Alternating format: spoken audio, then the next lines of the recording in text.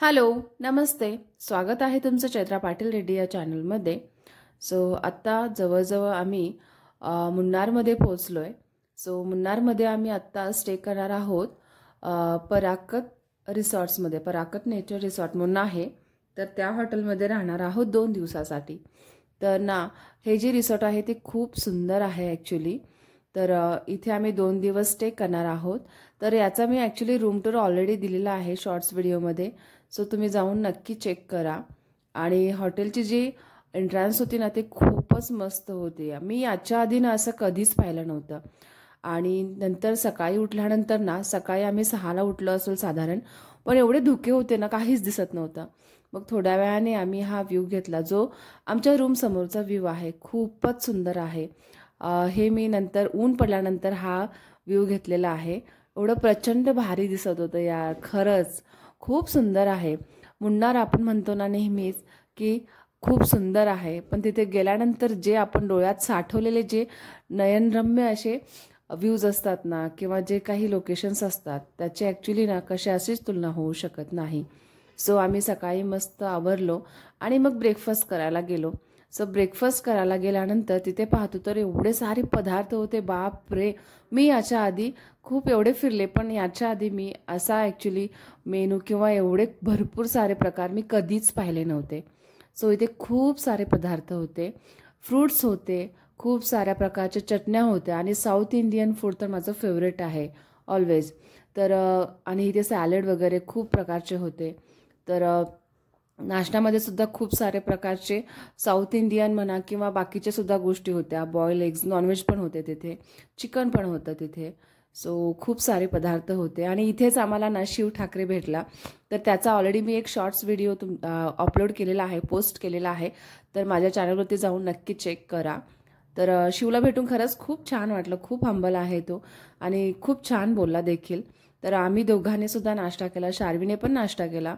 तर शार्वीला ना नेहमी बाहेर गेल्यानंतर जास्त ना इडली वगैरे असं जास्त आवडतं आणि फ्रूट्स आवडतं, तर तेच ती खाते. तर मग नाश्ता वगैरे करून आम्ही पुढे निघालो रोज गार्डनला. रोज गार्डनमध्ये विविध प्रकारची फुलं आहेत, खूप छान छान फुलं आहेत.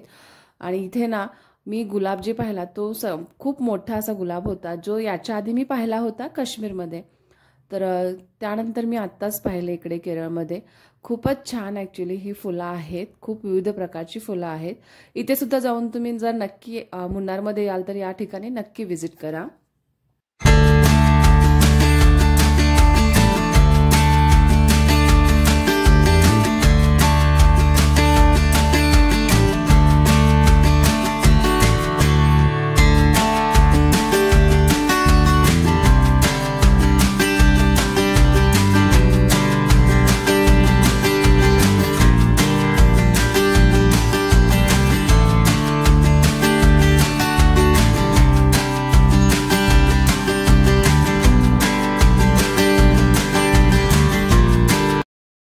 तर रोज गार्डन आम्ही पाहून निघालो पुढे. ॲक्च्युली ना शार्वीला आम्ही मध्ये सीटवरती ना असे डबल हंतरून घातलेलं होतं, जेणेकरून ना प्रवासात असेल तर ती व्यवस्थित झोपू शकेल. कारण प्रत्येक वेळेला मांडीवर घेऊन नाही बसू शकत, कारण 10 ते 12 दिवसाचा प्रवास होता. आणि शार्वीला ना मग मांडीवर घेतलं तरी किंवा खांद्यावरती घेतलं तरी अवघडल्यासारखं होईल, तिला कम्फर्टेबल नाही वाटणार. तिच्यासाठी आम्ही छान अशी मधल्या सीटवरती सोयी केलेली. तर आम्ही 4 जण होतो. दीपूसुद्धा होता आमच्यासोबत, कारण ड्रायव्हिंग करण्यासाठी एकावरतीच आपण नाही एवढा लांबचा प्रवास नाही करू शकत. दीपूला सुद्धा सोबत घेतलेलं. आणि आत्ता आम्ही पुढे निघालोय कार्मेलगिरी एलिफंट पार्क. जाताना एवढा व्ह्यू छान होता ना, बाप रे. सगळीकडे जिकडे बघेल तिकडे सगळीकडे चहाचे मळेच मळे होते. असा वाटतो की प्रवास कधी थांबूच नये. खूपच असा हिरवागार निसर्गरम्य असा ॲक्च्युली रोडवरती जाताना अनुभव येत होता. आणि आम्ही पोचलो कार्मेलगिरी एलिफंट पार्कमध्ये. तिथे गेल्यानंतर ना असे खूप सारे हत्ती होते, जिथे ना पण ना भरपूर गर्दी होती. लाईन एवढी लांबच्या लांब होती, बापरे. आणि इथे हत्ती राईडला म्हणजे एलिफंट राईडला ना 750 रुपये पर पर्सन असं तिकीट आहे. आणि राईड करून आल्यानंतर ना ते ना हत्तीला खाण्यासाठी पायनॅपल देतात. जे कोणी वरती बसलं असेल ना त्यांच्याकडे देतात आणि ते हत्ती स्वतःहून घेऊन ना मग खातो. तर खूपच छान ॲक्च्युली हा अनुभव होता. आणि मग तिथून पुढे आम्ही गेलो आम्हाला टी फॅक्टरी बघायची होती, पण ना ॲक्च्युली सोमवार असल्यामुळे ना बंद होती, आमचंच बॅड लक. सो टी फॅक्टरी काही बघू शकलो नाही. पण तिथून काही ना आम्ही ग्रीन टीज आणि टी वगैरे किंवा कॉफी वगैरे म्हणतो आपण, ते सगळं काही आम्ही तिथून घेतलं विकत, कारण ते शॉप तेवढं ओपन होतं. मग तिथून आम्ही पुढे निघालो इको पॉईंटला, जिथे लेक आहे पाण्याचा आणि खूप सुंदर. आणि तिथे बोटिंग जर तुम्हाला करायचं असेल तर तुम्ही बोटिंगसुद्धा त्या लेकमध्ये करू शकता. सो खूप सुंदर असं ठिकाण आहे. तिथे ना आम्हाला एक फोटोग्राफर भेटला आणि त्याने खूपच आग्रह केला की फोटो काढा. सो आम्ही कॅमेऱ्यामध्ये सुद्धा फोटो काढले.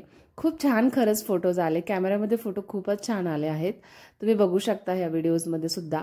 आणि मग इको पॉईंट झाल्यानंतर आम्ही तिथून पुढे निघालो डॅमकडे. तर हे आहे मत्तुपेट्टी डॅम.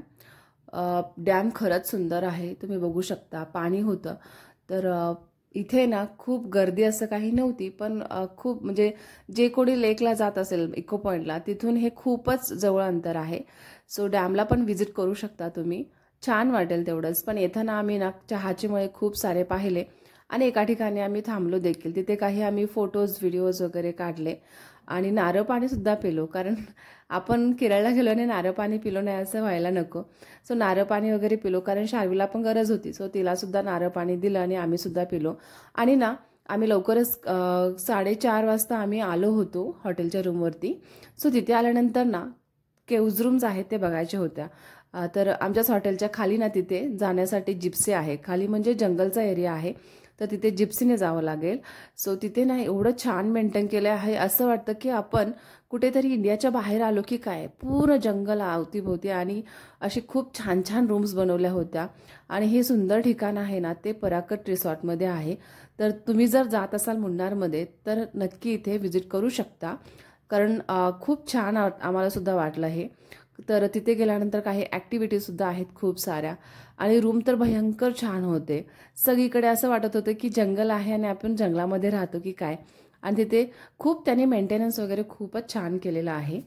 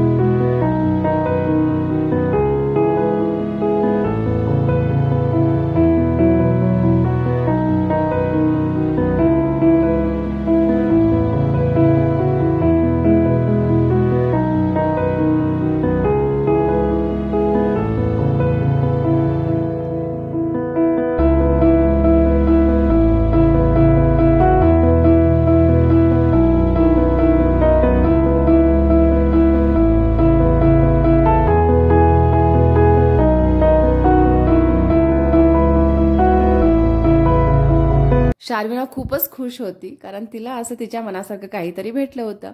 सो तिला खेळायला खूप सारे तिथे भेटले होते. आणि ना तिथे दीपूसोबत ती खूपच रमली होती, कारण आता 2-4 दिवस झाले दीपूसोबत होता, त्यामुळे तिची चांगलीच ओळख झाली होती. सो सारखं दीपू मामा म्हणून तिच्याकडे जायची. आणि तिथे एक ना खूप छान अशी रूम होती, त्याने आम्हाला दाखवली. सो गुहेमध्ये म्हणजे केव रूम होती. तर आतमध्ये गेल्यानंतर बघतो तर काय एक छान असा राऊंड बेड होता. बापरे, तर किती छान वाटतं ना हे. राऊंड बेड आपण कधी शक्यतो घरी घेत नाही, पण इथे ना खूप छान वाटलं पाहून. आणि आतमध्ये ना गेल्यानंतर एवढं छान वाईब्स येतात ना. आणि तिथे बाहेरच गॅलरीमध्ये दरवाजा ओपन केल्यानंतर पूर्ण जंगल, आतमध्ये एवढे छान फॅसिलिटीज आणि बाहेर आपण लगेच जेव्हा दरवाजा उघडतो किंवा गॅलरीचा दरवाजा उघडतो तेव्हा खूप सारं जंगल असं वाटतं. तर हे खरंच खूप छान फिलिंग आहे. आणि इथे हा आहे बाथटब आहे, खूप मोठा आहे. स्पेससुद्धा खूप छान होती आणि असं वाटतच नव्हतं की हे गुहेमधलं रूम असू शकतं.